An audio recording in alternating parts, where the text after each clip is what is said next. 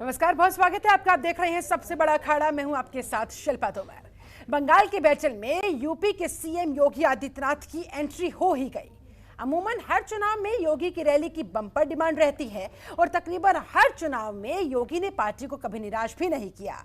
हैदराबाद में पार्टी ने 48 सीटें हासिल की तो उसमें भी योगी ने बीजेपी के भाग्य को बदलने में बड़ी भूमिका निभाई। अब बारी बंगाल की है और योगी ने जिस तरह से अपनी पहली रैली में ममता सरकार पर हमला बोला, उसे देखकर यह समझ लीजिए कि आने वाली चुनावी रैलियों में योगी किस तरह का तेवर अपनाने वाले हैं और इसका जवाब दीदी के पास क्या होगा। मालदा में जनता के सामने महाराज ने राम का नाम लेकर राष्ट्रीय द्रोहियों को लेकर जोरदार तंज कसा, तो उसके बाद लव जिहाद और गौ तस्करी को लेकर भी ममता सरकार पर हमला बोला। कुल मिलाकर चुनाव की तारीखें जैसे जैसे नजदीक आती जाएंगी, वैसे वैसे योगी के हमले ममता पर, तृणमूल कांग्रेस पर बढ़ते चले जाएंगे।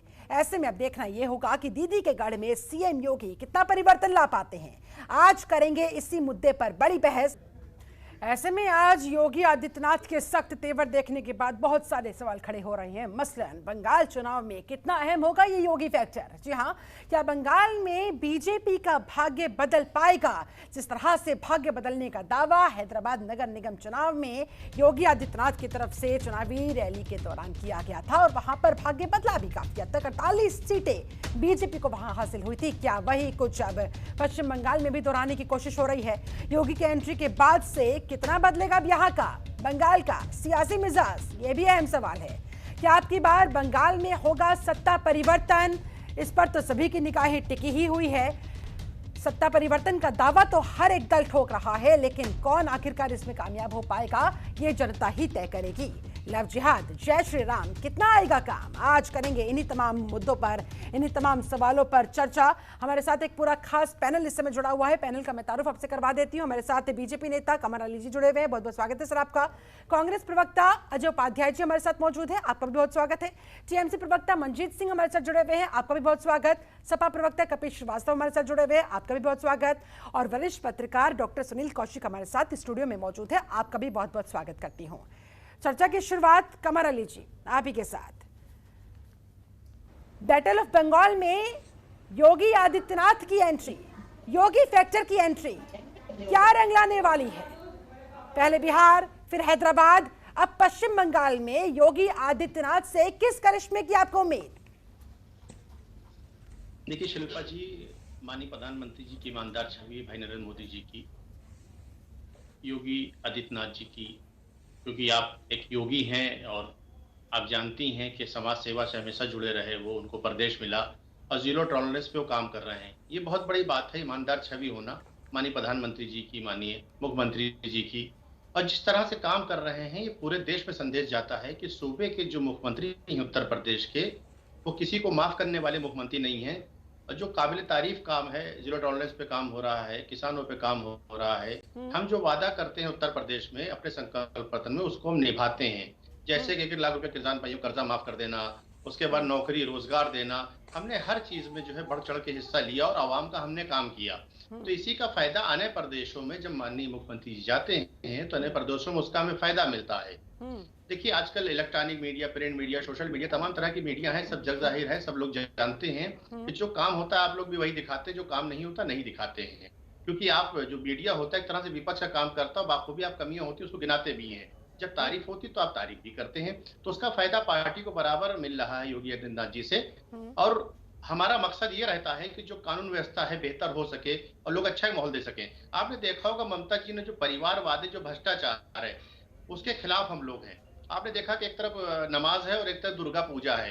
तो हमारे कहीं यूपी में आप देख लीजिए, जहां जहां हमारी हुकूमतें हैं, सब लोग रमजान भी करते हैं, दुर्गा पूजा भी करते हैं, ईद भी मनाते हैं, होली मनाते हैं, लेकिन वहां पे वो असमर्थ हैं दोनों लोगों को सुरक्षा देने में। ये बहुत बड़ी कमी उनकी है, ममता बनर्जी की। और वो काफी विवादित मसला रहा है। आपने देखा है कि जब आप सूबे के सीएम होते हैं तो आप सूबे के सीएम रहते हैं, ना कि कोई पार्टी वर्कर रहते हैं। आपका सुरक्षा देना सबका काम है, योगी आदित्यनाथ जी दे रहे हैं। 4 साल में आपने देखा कि हो गया यहाँ पे एक जातीय दंगा नहीं हुआ। ये बहुत बड़ी खूबी योगी आदित्यनाथ जी की है।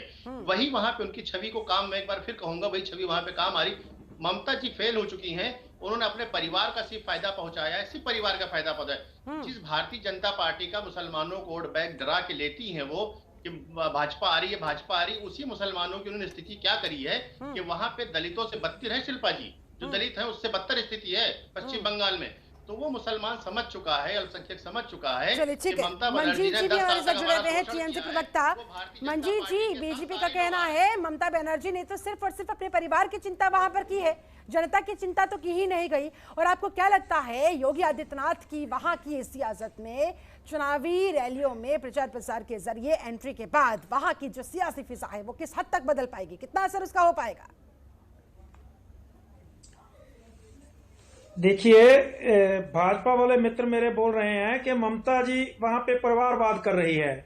तो जरा मुझे एक बार भाजपा के बताया जाएगा कि भाजपा के कौन कौन से नेता परिवारवाद में नहीं लिप्त नहीं है।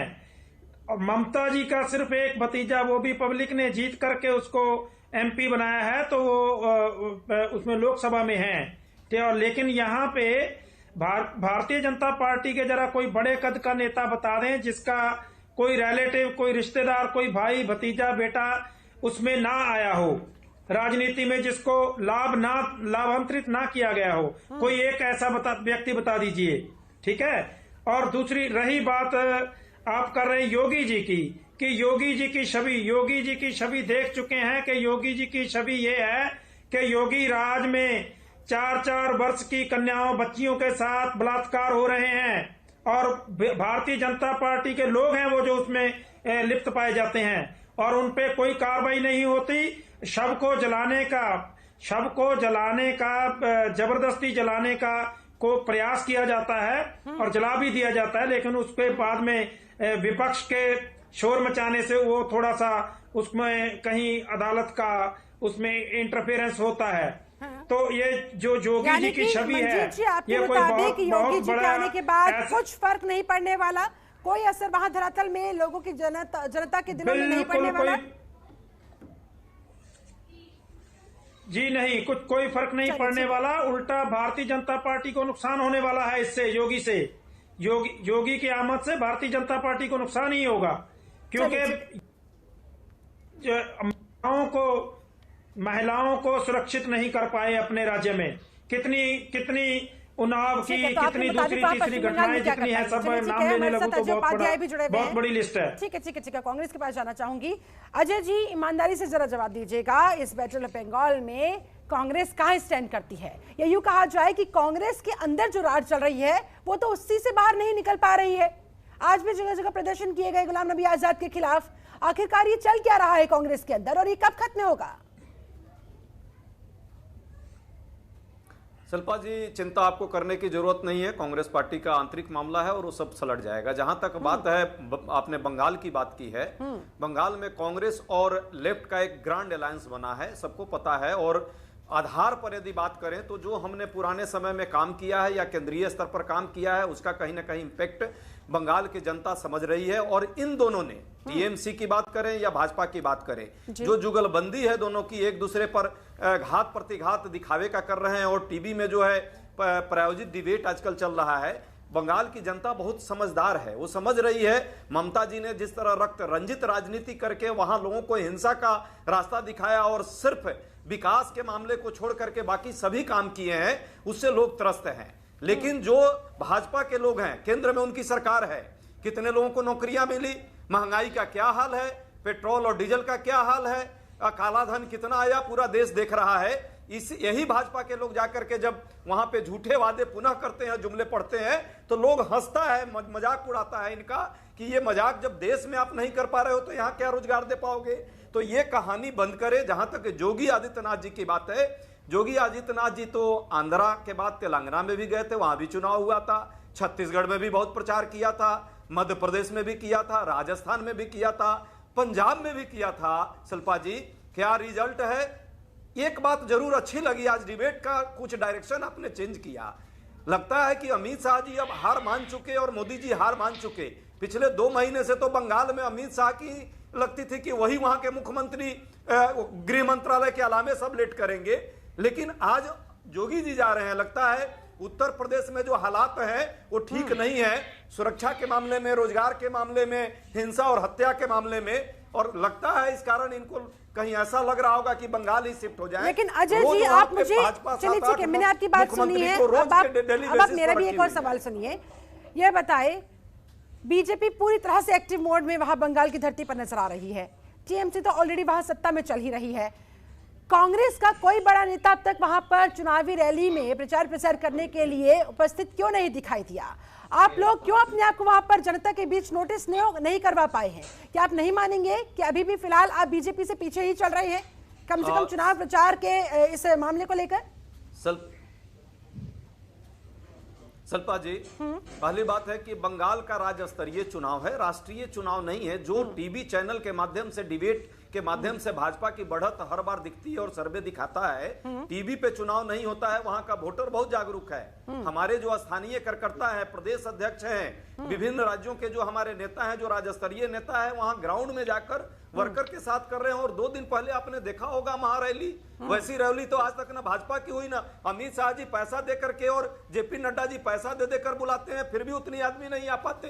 हम ममता जी का रैलियों का हाल देख रही हैं। शायद एक बार यदि हो सके तो क्लिप जरूर आप चलाइए कि पिछली जो 2 दिन पहले रैली वहां हुई है, लाखों की संख्या में लेफ्ट और हमारे जो अलायंस हैं, उस अलायंस के बैनर तले लोग वहां आए हैं। ऐसे ही तो नहीं आए होंगे।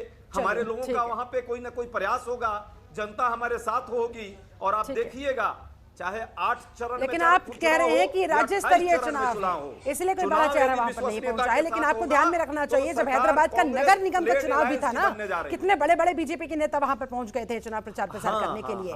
इस बात को भी ध्यान में रखना होगा। चलिए ठीक है, आऊंगी आपके पास, हमारे साथ आऊंगी आपके पास। सर बाकी भी मेरे साथ मेहमान जुड़े हुए हैं, उनका भी रुख कर लेते हैं।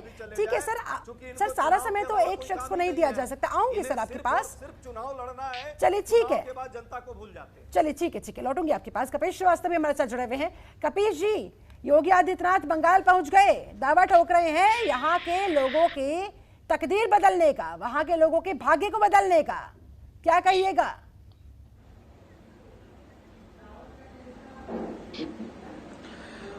उत्तर प्रदेश की तकदीर फोड़ करके वो बंगाल की तकदीर कैसे बना सकते हैं?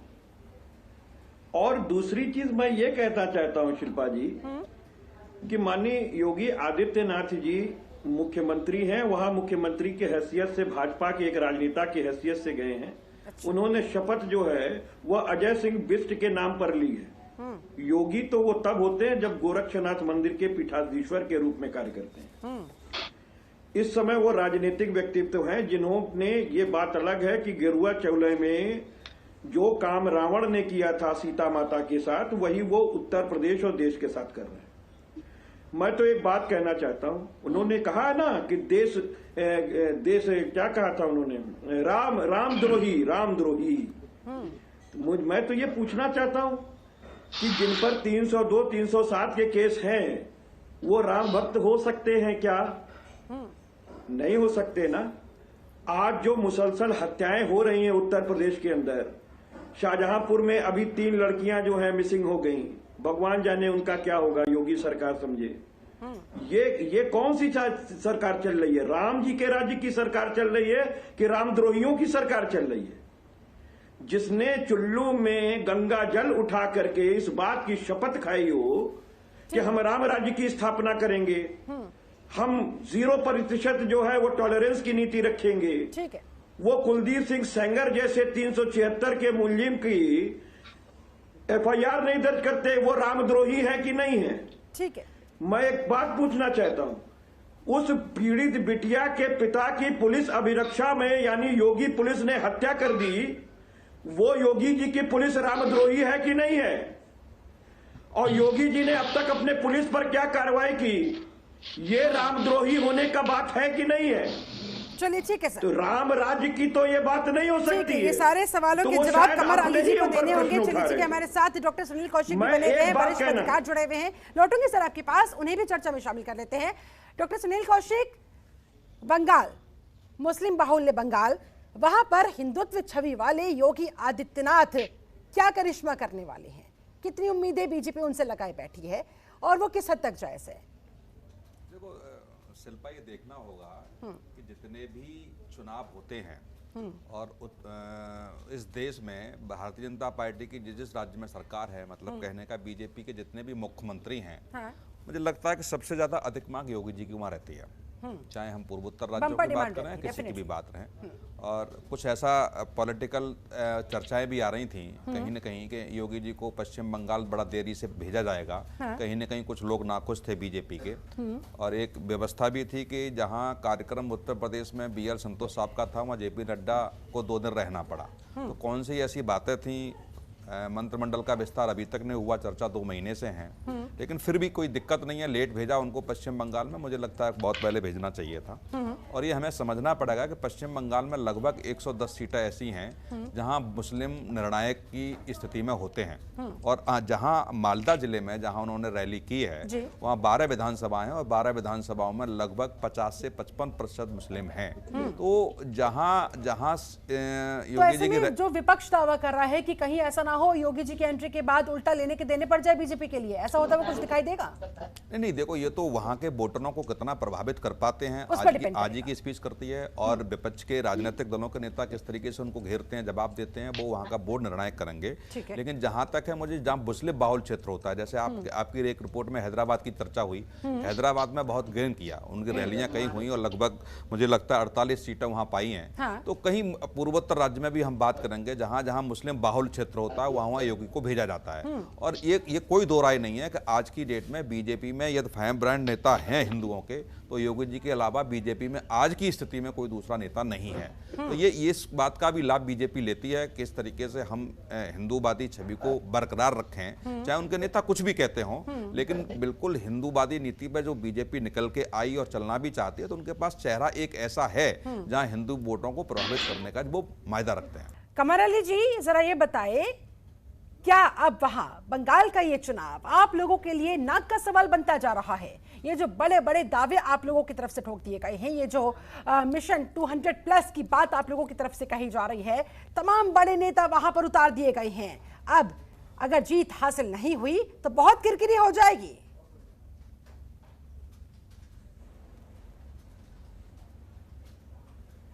आपने ये देखा कि जो आवाम को सुख सुविधाएं न दे पाए, उन्हें तो अपने आप गद्दी छोड़ देना चाहिए। जब उनके साथ के लोग उनका साथ छोड़ के जा रहे थे, उन्हें अंदाजा लगा लेना चाहिए था कि उनके साथ के लोग साथ छोड़ के जा रहे हैं। देखिए, जब आपके लोग आपका साथ छोड़ के जाने लगे तो ये मान लेना चाहिए कि आप गलत हैं। ममता जी ने इस बात को नहीं माना कि वो गलत है। आपने लोग जब भी साथ छोड़ते जब इंसान गलत होता है। और ये समाजवादी और आपने देखा ये पार्टियां बात करती हैं, RLD, ये जा जाके वहां प्रचार कर रही हैं, भारतीय जनता पार्टी का डर दिखा रही हैं, निवेदन कर रही हैं कि भाई देखिए आप ममता बनर्जी को मजबूत करिए, ममता बनर्जी को वोट दीजिए, हमने मुसलमानों को लूटा है, दलित से बुरी स्थिति पहुंचाई है, जो आपने 10 साल लूटा है, आपने दलित से बुरी स्थिति पहुंचाई है, आप भारतीय जनता पार्टी का डर दिखाइए। आप भेदभाव वाली बात किसने चालू करी है? ये जो पार्टी आज हिंदू मुसलमान की जो बात कर रही है, किसने भेदभाव चालू किया है? ये बताने का कष्ट करेंगे? नहीं बताएंगे। ये हमेशा मुसलमानों को जो है भारतीय जनता पार्टी का डर दिखाया, उनको वोट बैंक समझा। आप बराबर जो मुस्तकिल एक बात कही जाती है कि हिंदूवादी मुसलमान, ऐसा कुछ नहीं हमारी पार्टी में। जफर इस्लाम साहब राज्यसभा है, मोहसिन रजा साहब मंत्री हैं, मुख्तार अब्बास साहब नकवी हैं, आप बताइए भी शाहनवाज जी बिहार में बनाए गए।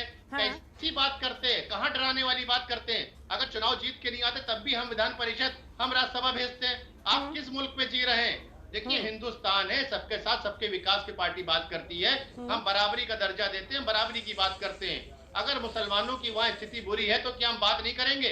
आप सिर्फ डराने के लिए एक को परमिशन देंगे, एक को परमिशन नहीं देंगे। बीजेपी का कहना है कि अगर मुसलमानों की स्थिति वहां पर बुरी है तो हम तो वहां जाएंगे, इस बारे में हम बात करेंगे, ये हमारा अधिकार है।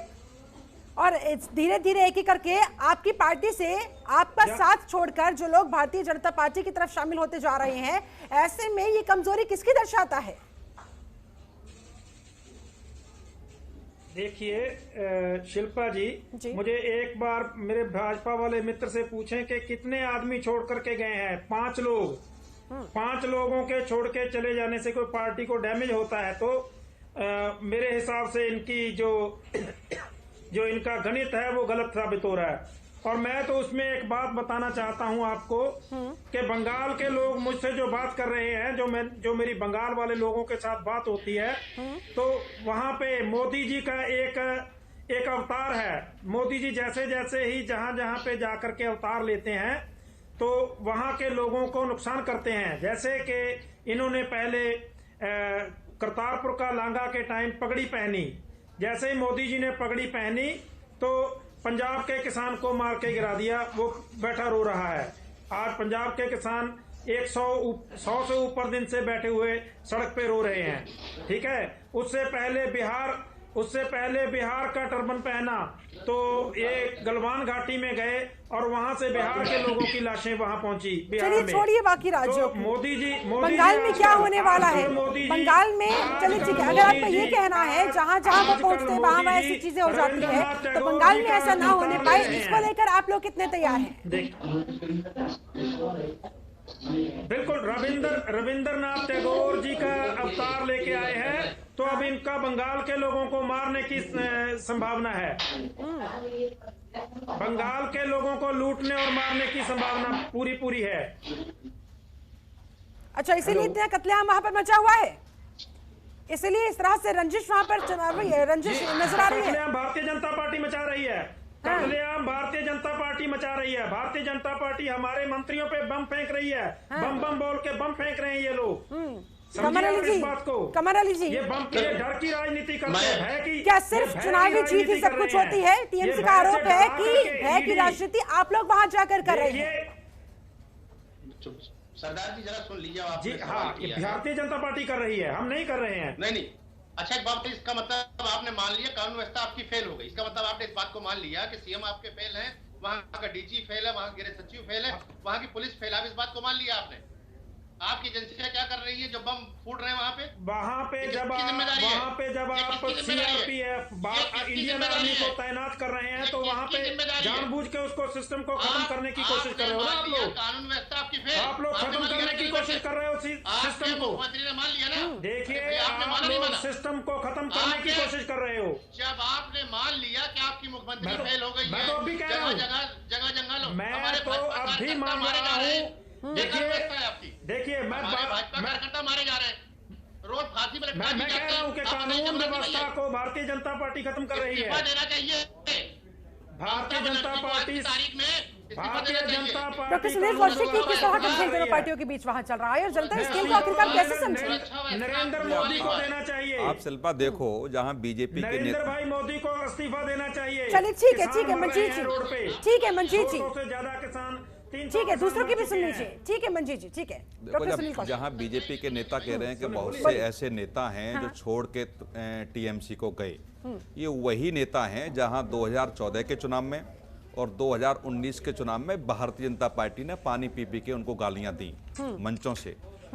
वह नेता है जिन पर भ्रष्टाचार के बड़े आरोप लगे, जिनमें तमाम जांच एजेंसियों से उन्होंने पूछताछ की।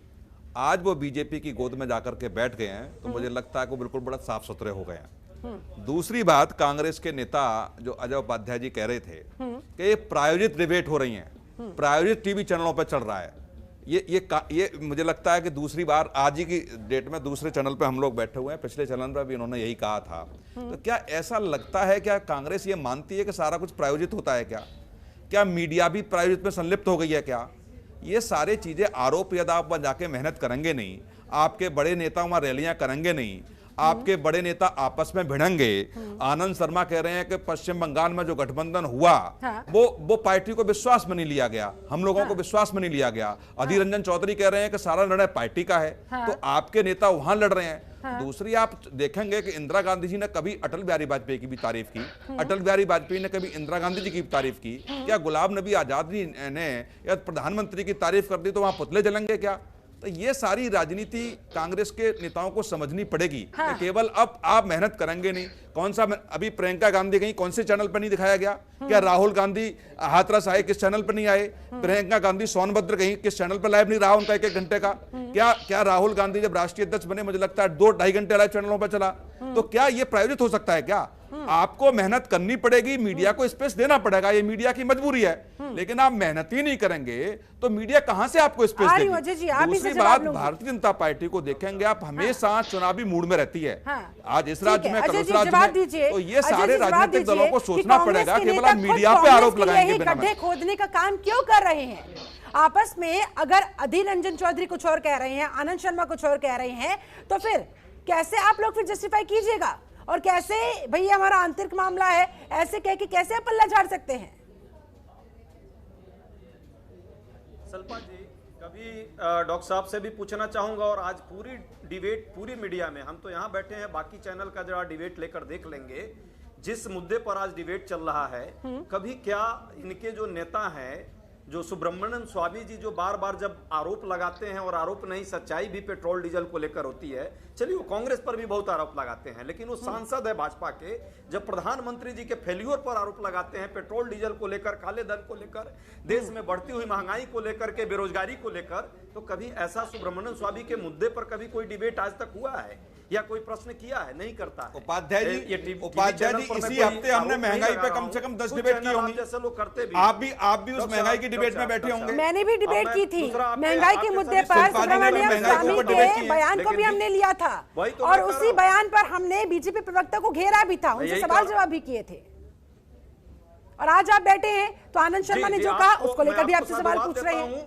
नहीं, आप 10 मिनट आप जरा मुझसे भी आंसर, आपको साधुवाद देता हूं कि आपने किया।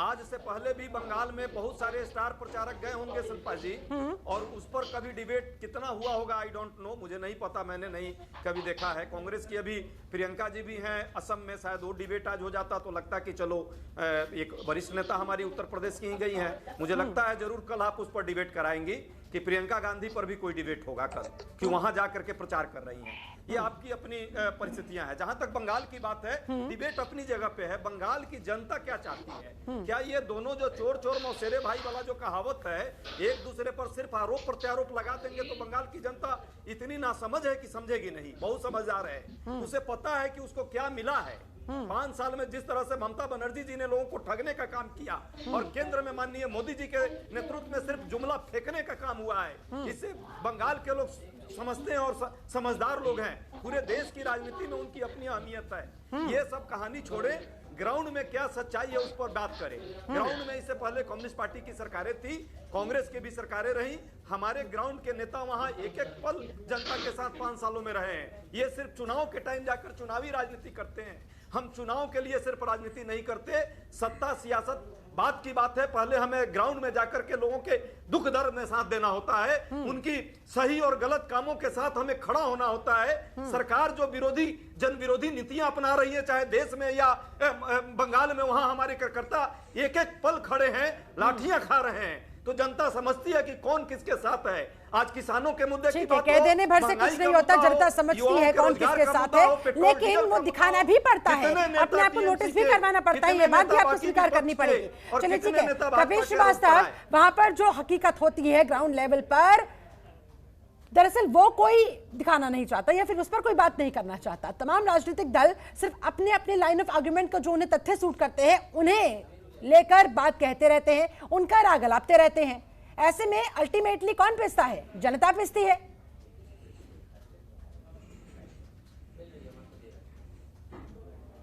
नहीं, इसमें कोई दो राय नहीं है कि जनता पिसती है, और जो सरकार जहां पर है वो जनता के लिए जवाबदेह है। पहली जवाबदेही उसी सरकार की होती है, बिल्कुल। लेकिन हम एक बात कहना चाहते हैं कि भाई देखिए, भारतीय जनता पार्टी जिस तरीके से सांप्रदायिकता का तांडव जो कोई इलेक्शन शुरू होता है खेलना शुरू करती है, या जिस तरीके से बंगाल के अंदर घुसते ही उसके चरण रज पड़ते ही जिस तरीके से आग बरसाना शुरू हो गया, पत्थर खाना शुरू हो गया, पत्थर मारना कत्लेआम शुरू हो गया, तो ये एक चीज दर्शाता है कि भारतीय जनता पार्टी जो कि गोधरा से शुरू हुई थी, उसकी हिंसा उससे पहले से भी शुरू हुई, और वो आज भी हिंसा का ही सहारा कहीं फैलने के लिए लेती है। मैं एक बात कहना चाहता हूं, आप नोट कर लें कपिल श्रीवास्तव की बात, और आप इलेक्शन के बाद देख लीजिएगा, मीडिया या मैनेजमेंट जो भी इनका हो, पैसे की कमी तो इनके पास है नहीं। 4200 करोड़ रुपए का इनका जो है वो 7 सितारा बन करके दिल्ली के अंदर 20 एकड़ में खड़ा है कार्यालय, जो कि 800 करोड़ रुपए ये तो अपने आईटी सेल पे फेक न्यूज के लिए खर्चा करते हैं। मैं अन्य चैनलों की बात छोड़ दीजिए, मैं सोशल मीडिया की बात बता रहा हूँ। और जिस तरीके से ये मीडिया मैनेज करते हैं, इन्हीं के पास पैसा है, क्योंकि सारे उद्योगपति, अगर आप लोगों के पास इतना पैसा है तो फिर जनता महंगाई से त्राहिमाम क्यों कर रही है? जवाब दे दीजिए जरा। नहीं, एक सवाल, कपीश जी, कभी आप सरकार में रहे हैं तब आपके पास पैसे की कमी नहीं थी, तो क्या आपने भी मीडिया को मैनेज किया है क्या? हाँ, बताइए जरा। 2012 का चुनाव आपने उत्तर प्रदेश का जीता कपी जी, 2012 का चुनाव आपने जीता उत्तर प्रदेश में, तो क्या नहीं एक बात पूरी कर लीजिएगा, एक सवाल भी ले लीजिए ना, इस एक सवाल ले लीजिए, उसको भी प्रेस कर दीजिएगा। तो 2012 में आप चुनाव जीते, तो क्या आप मीडिया मैनेजमेंट करके चुनाव जीते? चलिए ठीक है, आप बात पूरी कीजिए। ठीक है कीजिए जल्दी से, मेरे पास बाकी भी खास मेहमान जुड़े हुए। आपका प्रश्न नाजायज है। आप एक जायज व्यक्ति होते हुए कैसे नाजायज प्रश्न कर लिए? 800 करोड़ रुपए क्या हमारे पास है क्या? नहीं, मैंने नाराज नहीं कहा, मैंने ये कहा कि 2012 मैंने ये कहा कि 2012 के बाद सत्ता आपके पास रही। बनारस के अंदर 5 सितारा होटल के समान कोई पार्टी के बाद नोटबंदी के समय में पूरे इंडिया के अंदर 300 क्षेत्रीय और जिला कार्यालय खरीदे गए। ये पैसे कहाँ से आए? ये लूट के बताने का काम कीजिए। सबसे ज्यादा जनता ने जो चंदा दिया है भारतीय जनता पार्टी को दिया है। मैं वही कह रहा हूँ, और मैं दूसरी चीज पूछना चाहता हूँ। अब ये देखिए हल्ला करना शुरू कर दिए, अब ये रामद्रोही लोग हल्ला करना शुरू कर दिए, रामद्रोही लोग हल्ला करना शुरू कर दिए। कपिल जी, आपकी बात पूरी हो जाए तो मेरे सवाल सुन लीजिएगा, दरख्वास्त है आपकी, क्योंकि फिर आप कह देंगे कि मुझे बीच में इंटरप्ट कर दिया गया है। बोलते आप शिल्पा जी, मैं एक बात का जवाब इनसे पूछना चाहता हूँ। हाँ जी। हमारे पास भारतीय जनता पार्टी के सक्रिय कार्यकर्ता है 18 करोड़ है, बात सुनिए, 18 करोड़ कार्यकर्ता हमारे पास है हिंदुस्तान में, और उन लोगों ने जो चंदा दिया उसी चंदा से बना है।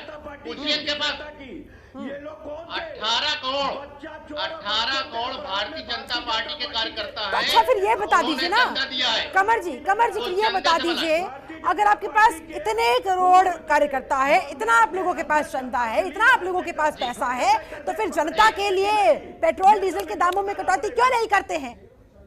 देखिए, क्यों आखिरकार जनता को इस तरह से मरने के लिए, पिसने के लिए छोड़ दिया है?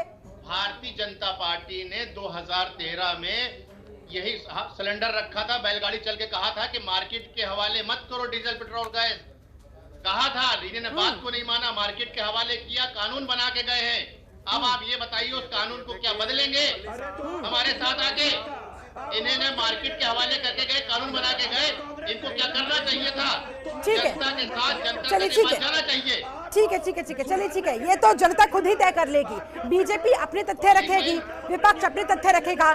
चलिए ठीक है, इस ब्लेम गेम पे नहीं जाते हैं, ब्लेम गेम पर नहीं जाते हैं। चलिए ठीक है, मेरे पास समय की कमी है, आप सभी मेहमानों से एक एक करके मैं फाइनल कमेंट लेना चाहूंगी। फिलहाल हम बंगाल की डिबेट कर रहे हैं। बंगाल की धरती पर जिस तरह से योगी आदित्यनाथ ने एंट्री की है, किस हद तक वहां पर फिजा में परिवर्तन आएगा, लोगों के दिलों में परिवर्तन आएगा, ये मेरा सवाल है आज की डिबेट का। इस पर मैं आपका आखिरी कमेंट चाहूंगी। सबसे पहले मंजीत जी, आपके पास आते हुए, आपने हालांकि कह दिया है कि कोई फर्क नहीं पड़ने वाला है, लेकिन अब फिलहाल बंगाल के अंदर सत्ता परिवर्तन का दावा हर कोई कर रहा है, कौन कामयाब होगा? देखिए, भारतीय जनता पार्टी के प्रधानमंत्री जी ने LIC, airport, railway station, Lal Qila और पता नहीं क्या क्या बेच डाला है। अब मैं एक भारतीय जनता पार्टी से एक सवाल पूछना चाहता हूं कि बंगाल के जो पोर्ट हैं, जो समुद्री पोर्ट हैं, वो किसको बेचे हैं, ये जनता को जरा बता दें, और किसको बेचने की तैयारी में है ये बता दें। कमर अली जी, जल्दी से सर, मेरे पास समय की कमी है, जल्दी से। चाहता हूं कि प्रधानमंत्री केयर फंड जब ऑलरेडी था। अच्छा ठीक है, मंजीत जी सुन लीजिए जल्दी से और वो सर, मेरे पास ज्यादा समय नहीं है, जल्दी से संक्षिप्त शब्दों में कमर अली जी जवाब दीजिएगा। ठीक है, सुन लीजिए जल्दी से जवाब देंगे। बोलिए, सुनते नहीं है, बोलिए, बहुत बड़ी है। बोलिए सर। देखिए, इन्हें जो था कि एयर इंडिया किस घाटे पे पहुंचा के गए थे, क्या ये बेच के नहीं गए थे? आप मुझे ये खाली बता दिए, कौन सा ऐसा विभाग जिसको ये बेच के नहीं गए? आज ये बड़ी बड़ी बातें करते, क्या BSNL बेच के नहीं गए? ये बहुत सी चीजें बेच के गए, ये 2013 में बेच के गए। आप कैसी बात नहीं है, ये उनको समझाएं, तो मालूम नहीं है। बंगाल के पोर्ट बेचने का सवाल मंजीत जी ने किया था, ये सवाल कांग्रेस की तरफ से नहीं आया, TMC की तरफ से आया था। चलिए ठीक है, जो संविधान है उसके बारे में इनको जानकारी नहीं। ये क्या क्या बना के गए हैं, ये इन्हें बेच के गए, ये खुद बेच के गए हैं। ये डॉक्टर सुनील कौशिक, आपका फाइनल कमेंट। ये सुनना नहीं चाहते कि जानबूझकर इस तरह से चीजों को तोड़ मरोड़ कर पेश कर देते हैं कि जनता इस कदर उलझ जाए कि वो समझ ही ना पाए कौन क्या कह रहा है, किसका दावा सही है, किसका गलत है। शिल्पा, मैंने शुरू में कहा कि लगभग 294 सीटों में से 110 सीटें ऐसी हैं जहां मुस्लिमों का प्रतिभाग इस तरीके से रहता है कि जहां वो चाहते हैं वो जीतते हैं। मतलब 50% से ज्यादा वहां। लेकिन क्या जनता अब इस चीज से ऊपर बढ़ेगी? हिंदू मुस्लिम से ऊपर बढ़ते हुए विकास के मुद्दे पर वोट करने के लिए निकलेगी घरों से? मुझे नहीं लगता कि इस देश में कभी विकास के मुद्दे पर चुनाव हुआ होगा। यदि विकास के मुद्दे पर चुनाव हुए होते तो सरकार दोबारा लौटती।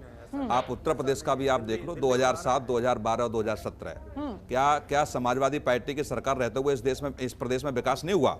लेकिन किस तरीके से भावनाओं से खिलवाड़ करके, किस तरीके से जनता को मोटिवेट करके चुनाव जीता गया। तो ये सब जानते हैं कि अंतिम दौर में जब चुनाव होता है, लास्ट के 2 या 3 चक्र बचते हैं, तब माहौल इतना गर्माहट होता है कि 2019 के चुनाव को भी देख लो, कितने अपशब्द आपस वरिष्ठ नेताओं पर लगाए गए, दुर्योधन, रावण, पता डॉट जाने क्या क्या बातें कही गई थी। ये देखना पड़ेगा। दूसरा, 2014 से और 2019 की हम तुलना करें कि 2014 में जहां पश्चिम बंगाल में बीजेपी को 17% वोट मिला, वहीं 2019 में उनका करीब 40% के आसपास हो गया, 23% की बढ़ोतरी हुई और टीएमसी को 43% के आसपास वोट मिला। तो 3% का जो लेखा जो है अंतर है, वो लगता है कि कहीं 110 सीटों पे योगी जैसे चेहरे को वहां रैलियां करा करके या 3 या 4% वोट भी इधर से उधर कर दिया जाता है। हाँ। तो मुझे लगता है कि बीजेपी कहीं ना कहीं 1 नंबर की पार्टी के रूप में उभर के आए।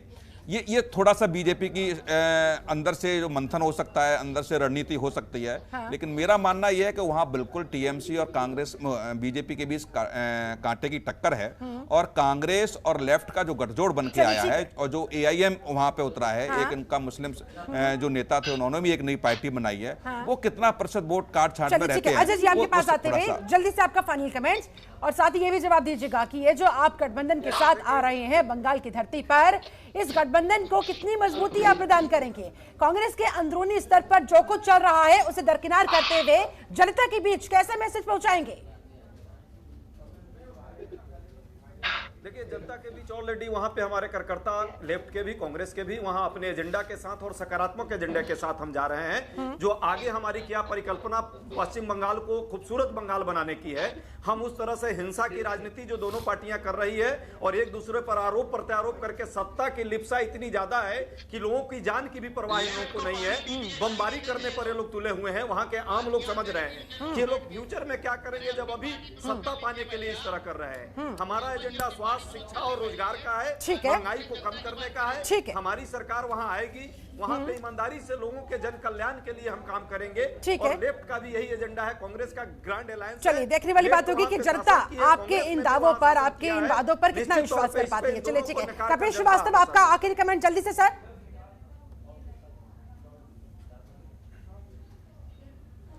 मैं सीधी बात आपको कह रहा हूं, उसको आप नोट कर लीजिए। भारतीय जनता पार्टी पश्चिम बंगाल के अंदर 3रे नंबर की पार्टी आएगी और पहले नंबर पे तृणमूल कांग्रेस थी। कोई सत्ता का परिवर्तन नहीं होने जा रहा है और कांग्रेस और वामदल 2nd नंबर पे आएंगे, ये आप नोट कर लीजिए। चलिए, ठीक है। हाँ, कमर जी, अंतिम कमेंट आप ही का, जल्दी से जवाब दीजिए। हमारी सरकार आ रही है, वहां पे पश्चिम बंगाल के अवाम की सरकार आ रही है और यकीन मानिए हमारी सरकार जैसी आएगी, जैसे हमने यहाँ रोजगार दिया है, किसान भाइयों को कर्जा माफ किया है, वहाँ भी रोजगार, नौकरी और किसान भाइयों के हित के लिए हम काम करेंगे। इनको जाति धर्म की बात। मंजीत जी आप तैयार हैं? मंजीत जी आप तैयार हैं? मंजीत जी टीएमसी तैयार है? ठीक है, मंजीत जी आपका आखिरी कमेंट जल्दी से सर। तीसरी बार हैट्रिक मारने जा रही है, दीदी काम के आधार पे वोट मांग रही है और काम के आधार पे बंगाल की पुत्री होने के नाते ये टीएमसी की सरकार बनने जा रही है। चलिए, ठीक है। देखने वाली बात होगी कि बंगाल की पुत्री के पास जनता का दिल मौजूद रहता है या फिर बीजेपी के दावों के साथ जनता आगे बढ़ना चाहती है। आप सभी मेहमानों का बहुत बहुत शुक्रिया मेरे साथ इस खास चर्चा में जुड़ने के लिए। तो कुल मिलाकर जहां बीजेपी 200+ सीटों का दम भर रही है, तो वहीं ममता भी इतनी आसानी से अपने किले को ढहने नहीं देंगी। और वहां योगी फैक्टर किस हद तक बीजेपी का भाग्य बदल पाएगा, जनता का डंका क्या पड़ेगा, सब पर भारी, देखने वाली बात होगी। चलिए, इसी के साथ मेरे साथ इस खास चर्चा में जुड़ने के लिए आप सभी का बहुत बहुत शुक्रिया। आप बने रहे जनतंत्र टीवी के साथ। नमस्कार। खबरों के निष्पक्ष विश्लेषण के लिए सब्सक्राइब करें Jantantra TV and press the bell icon. Never miss any update.